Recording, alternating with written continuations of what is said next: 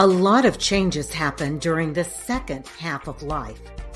Join Kash Mahmood, owner of Vargo Hospice and Home Health, and his guest as they explore topics to help you navigate the second half of your life. And now, here's Kash. Hello, everyone, and welcome to Second Half of Life with me, Kash Mahmood. Our very special guest today is LaShay Dupree with Impaq Transportation and Community Services. Today, we will be talking about transportation solutions for Houston seniors. LaShay, how are you doing today? I'm awesome. How are you? Great. Well, I was thinking we dive right in. LaShay, can you share a little bit about yourself and what made you decide to start a transportation company? Well, by profession, I'm a licensed social worker. And just in my day-to-day serving of the senior population, transportation has always been a barrier to clinical compliance. So in an effort to bridge the gap in services for that population, I decided to open up my transportation company. Excellent. So when you were going through the experiences and the exercise as a social worker, what challenges did you see that seniors are often facing regarding transportation? A lot of the times, and people assume that because they are seniors, that they get Medicare and Medicaid, that transportation is automatically provided to them. There are over 130 something Medicaid programs in the state of Texas. So a client or patient can have Medicaid, but not have Medicaid that covers transportation services. So that's a barrier. In regards to Medicare, Medicare does not pay for transportation services unless it's ambulatory and to a hospital. So now we have the Medicare Advantage plans that pick up and offer transportation services as an added benefit for enrolling in those plans, but traditional Medicare does not pay for transportation services, but people assume that it does. So all of those assumptions lead to our population, the senior population, not having access to transportation services. And for those that have to pay out of pocket, using ambulance service or some of the other traditional transportation providers is very costly. So if it's not, and then Uber and Lyft come along, but yet they are not technologically savvy. So it's like they can't use that, even though it's an option, because they don't know how to use the apps. So just, things that we probably think, oh, it's a fix. It's not a fix, not for that population. Wow, that's very interesting. So there are definitely, unpleasant surprises for seniors when they need the service, and all of a sudden, that's generally when they would find out that it's not covered or they have to pay out of pocket. What challenges do you generally see are there for the caregivers or the children of the seniors that are trying to coordinate all of this for their loved ones?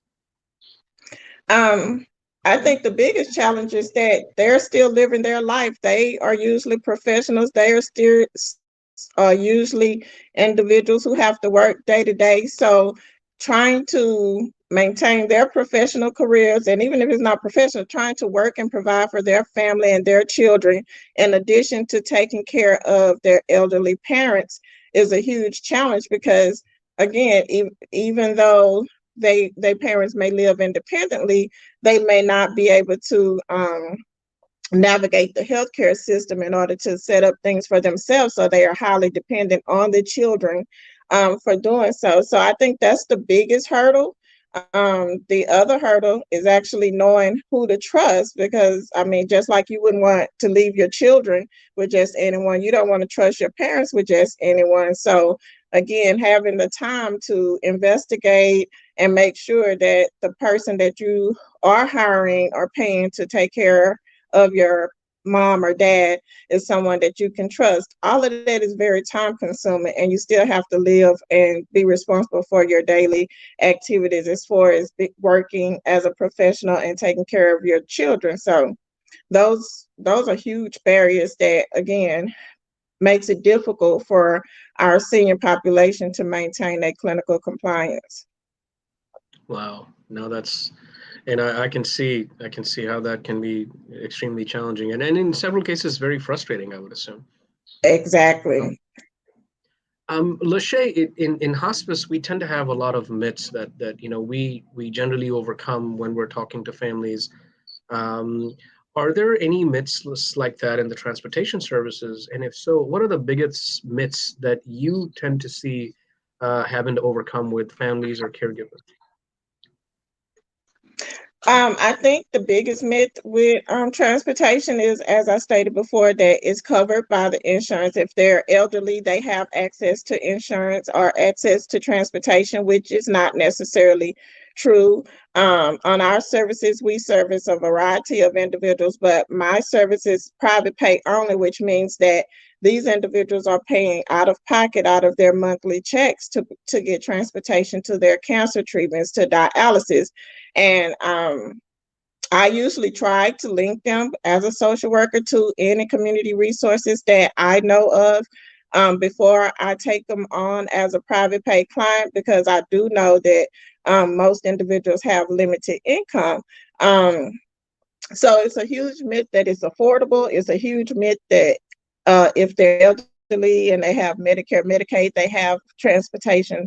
Those are all huge myths that in transportation industry, because that's not necessarily so.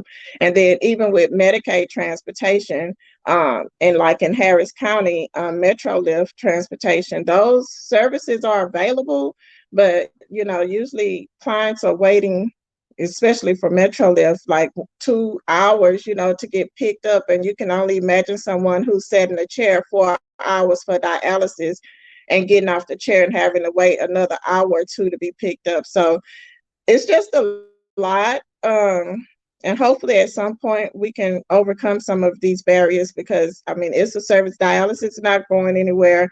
Our elderly population continues to grow, and transportation continue to honestly still be a barrier. Right, right. No, you're absolutely right. I mean, the need is there, and the need is constantly growing. Mm-hmm. And the gap, I think, is expanding at the same time. So you're absolutely Yes. right. LaShay, focusing on impact transportation and community services, what services do you guys provide? Um, so prior to becoming um a private pay company, I started out as a nonprofit. So I do still have clients that we accept under the nonprofit who do not pay for transportation. If I'm contacted by a social worker or case manager in regards to a patient that may need either dialysis transport or um, cancer treatment transport or anything, if it's a serious illness and they don't have reliable transportation and can't afford it, I do have people on my team that we transport those individuals for free. um, so that's a service that we provide, but it's case by case. And of course, we provide transportation services. The majority of our clients are dialysis patients. And we also provide a service that we call patient transport assistance.